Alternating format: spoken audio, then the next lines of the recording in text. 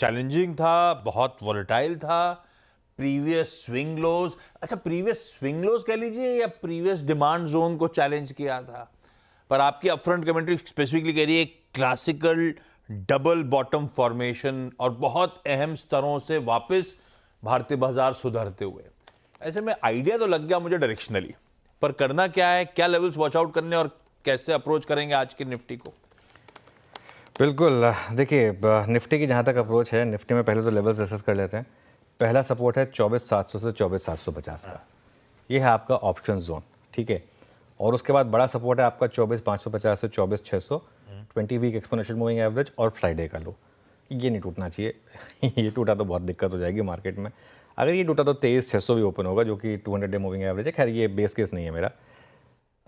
Resistance कहाँ मिलेगी अगर ये ट्रेड चलनी शुरू हुई? तो पहले 24,900 से 25,000 ऑप्शंस का जोन, और ये पहले सपोर्ट था आपका, स्पेल सपोर्ट था, तो इसके लिए ये आपका एक पहला रेजिस्टेंस होगा।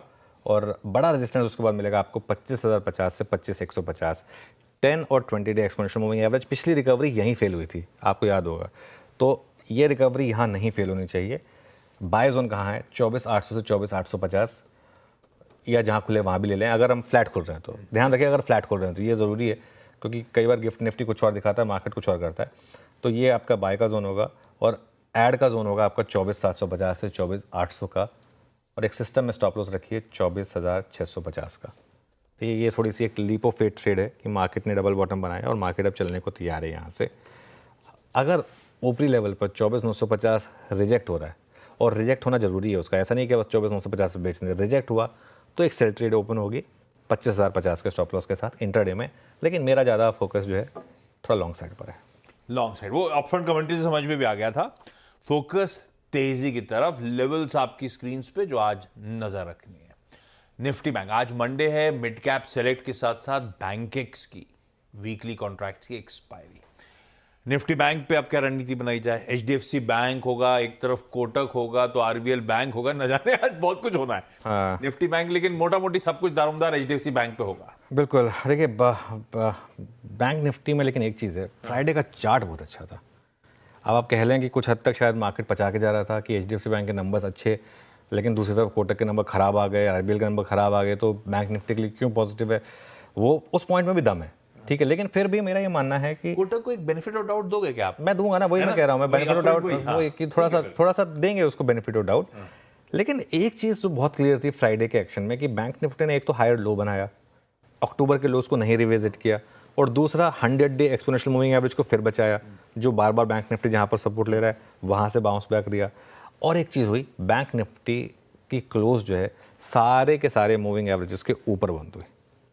तो अगर आज हम bank Nifty per day high पर बंद हुए तो मैं एक बोल्ड कॉल ले रहा हूँ कि बैंक निफ्टी में आपको निफ्टी से पहले ऑल टाइम हाई देखने को मिलेगा।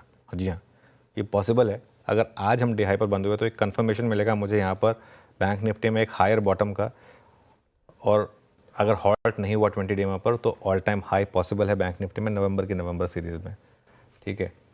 और यहाँ सपोर्ट कहाँ है? पहले सपोर्ट है 51,800 से 51,850 पर आशीष, 10 और 20 डे एक्सपोनेंशियल मूविंग एवरेज। उसके बाद बड़ा सपोर्ट है आपका, उसके बाद बड़ा सपोर्ट सीधा काफ़ी नीचे है आपका 51,000 से 51,100, 100 डे एक्सपोनेंशियल मूविंग एवरेज और फ्राइडे का लो। फ्राइडे को हमने इंट्राडे में बैंक निफ्टी में लॉन्ग पोजीशन की बात की थी। आई थिंक सुबह सुबह शो में बात हो गई थी लॉन्ग पोजीशन लेने की बैंक निफ्टी में, और क्लोजिंग में कैरी करने को भी कहा था मैंने, कैरी कर लीजिए बैंक निफ्टी के लॉन्ग विद सम हेजेस। तो आज सुबह सुबह एक मौका होगा उन हेजेस को निकालने का। पहला 1 घंटा देख लीजिए बैंक निफ्टी का कैसे ट्रेड कर रहा है, उस लॉन्ग को कैरी करके 51,750 का एक स्टॉप लॉस रखें सिस्टम में।